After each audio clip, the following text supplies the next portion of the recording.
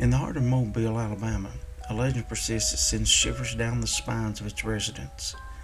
This is the story of the Wolf Woman of Mobile, a creature that has captivated and terrified the community for over half a century. The tale of the Wolf Woman began in the early 1970s when a series of eerie sightings spread fear throughout the city. Descriptions of the creature were both fantastical and horrifying, a strange hybrid with the body of a human and the head of a wolf. Witnesses reported seeing the wolf woman prowling streets at night, her eyes glowing with an unnatural light and her movements swift and predatory. Local newspapers, including the Mobile Register, began to document these encounters.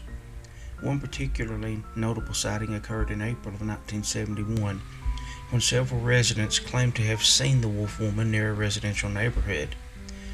The creature was described as standing over 6 feet tall with long flowing hair covering her body and sharp menacing fangs.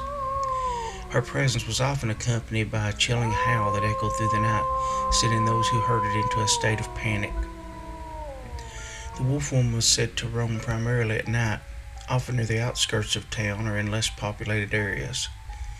Those who encountered her spoke of a sense of overwhelming dread, as if the creature exuded a malevolent aura. Pets went missing, livestock was found mutilated, and the community was gripped by a fear of the unknown. Some believe the wolf woman was a shapeshifter, a being capable of transforming from human to wolf at will. Others thought she was a spirit, a ghostly apparition tied to some ancient curse or tragedy. There were whispers of an old forgotten tale about a townswoman that had been wronged by the community. They say she had returned from the grave to exact her revenge. However, concrete evidence of her existence remains elusive, and the story grew into a mix of fear, folklore, and speculation. Despite the lack of physical proof, the sightings continued. One chilling account came from a local man named Richard Hall, who claimed to have encountered the wolf woman while walking home late at night. He described her as having piercing yellow eyes that seemed to look straight through him, and a growl that felt as if it shook the ground beneath his feet.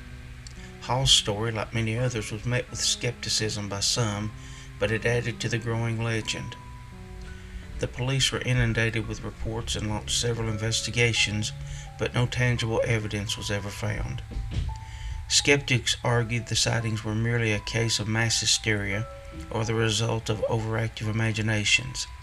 Yet for those who had seen the wolf woman, the fear was all too real. As the years passed, the frequency of the sightings diminished, but the legend of the wolf woman remained a potent part of Mobile's cultural tapestry. People continued to share stories and speculate about the true nature of the creature. Was she a supernatural being, a product of local myth, or something else entirely? Today, the Wolf Woman of Mobile is remembered as one of the region's most enduring legends. She serves as a reminder of the mysterious and the unexplained, a story passed down through generations that keeps the curious and the brave intrigued.